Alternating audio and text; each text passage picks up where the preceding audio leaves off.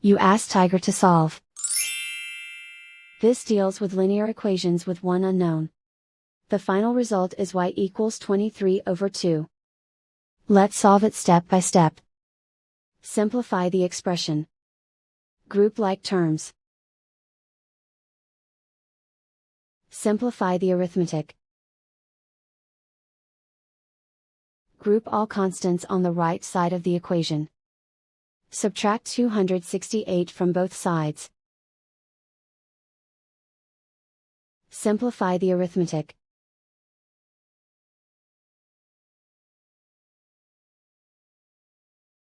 Isolate the y.